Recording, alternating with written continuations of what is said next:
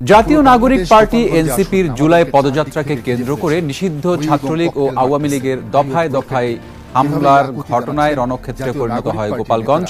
এতে কমপক্ষে 4 জন নিহত হয়েছে, পুলিশ সহ আহত হয়েছে আরও অনেকে। গোপালগঞ্জ জেনারেল হাসপাতালের জরুরি বিভাগ এ তথ্য জানিয়েছে।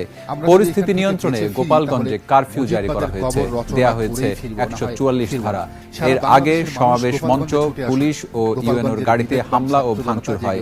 সমাবেশ শেষে বের হওয়ার সময় আবারও হামলার মুখে পড়েন এনসিপি নেতারা। গোপালগঞ্জ জেলা কারাগারেও হামলা ভাঙচুর হয়েছে। প্রতিনিধির তথ্য ভিডিওতে আরো জানাচ্ছেন দীপু শিকদার। শেখ হাসিনা আজ গোপালগঞ্জবাসীকে চূড়ান্ত আহ্বান জানিয়েছেন যাতে এনসিপির একজনও বেঁচে না আসে। নিষিদ্ধ ছাত্রলীগ ও কার্যক্রম নিষিদ্ধ আওয়ামী লীগের দফায় দফায় হামলায় সকাল থেকেই রণক্ষেত্রে পরিণত হয় গোপালগঞ্জের বিভিন্ন এলাকা। পুলিশ লাইন্সের ভিতরে ঢুকে মেরেছে। দুপুরে শহরের গোপালগঞ্জে জাতীয় নাগরিক পার্টির সমাবেশ মঞ্চ তছনছ করেছে। হঠাৎ করে কয়েকজন এসে জয় বাংলা স্লোগান দিয়ে মঞ্চে থাকা সাউন্ড বক্স, মাইক ও চেয়ার ভাঙচুর করেন এবং উপস্থিত এনসিপি নেতাকর্মীদের ধাওয়া দেয়। দুপুর 1:35 মিনিটের দিকে গোপালগঞ্জ শহরের পৌর পার্ক এলাকায় এই ঘটনা ঘটে। আতঙ্কের খবর হলো এর মধ্যে এনসিপি নেতারা সমাবেশ শেষ করে বের হয়ে যাওয়ার সময় আবারও তাদের উপর আক্রমণ করা হয়েছে। ফলে মাদারীপুরের সমাবেশে যেতে পারেননি কেউ। গাড়ি ঘুরিয়ে পুলিশ লাইন্সে আশ্রয় নিতে বাধ্য হয়েছেন হাসনাত সার্জিস, তাসনিম জারা আর নাহিদ আক্তাররা।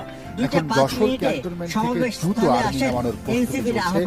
ইতিমধ্যে নামানো সড়কপথে সম্ভব না হলে হেলিকপ্টারে দ্রুত সকলকে উদ্ধারের নির্দেশ দিয়েছেন প্রধান উপদেষ্টা ডক্টর মোহাম্মদ ইউনূস। এদিকে গোপালগঞ্জে অবরুদ্ধ এনসিপি নেতাদের বাঁচাতে সেখানে যাওয়ার ঘোষণা দিয়েছেন ইসলামী ছাত্র শিবির নেতারা। সংগঠনটির প্রকাশনা সম্পাদক ও ঢাবির সাবেক সভাপতি সাদিক কায়েম বলেন, গোপালগঞ্জকে আমরা দিল্লির কাছে ইজারা দেইনি। আমার সহযোদ্ধাদের উপর ন্যূনতম আঘাত আসলে পুরো বাংলাদেশের জনগণ গোপালগঞ্জকে পতিত ফ্যাসিস্টের কবজা থেকে স্বাধীন করবে ইনশাআল্লাহ। পুলিশ প্রশাসন যৌথ বাহিনীর তৎপরতা আশাব্যঞ্জক নয়। দেশবাসী প্রস্তুত থাকুন। এদিকে গোপালগঞ্জের বিভিন্ন মসজিদের মাইকে ঘোষণা দিয়ে আওয়ামী লীগ এলাকার লোকজনকে জড়ো করছে বলে জানিয়েছেন এনসিপির নেতা। এনসিপির সবাই এখন পুলিশ কার্যালয়ে আছে। সময় যত গড়াচ্ছে পরিস্থিতির অবনতি ততই ঘটছে। এই সময় গোপালগঞ্জ জেলা কারাগারে হামলা ও ভাঙচুরের ঘটনা সবাই গোপালগঞ্জ এবং টঙ্গীপাড়ার দিকে যান।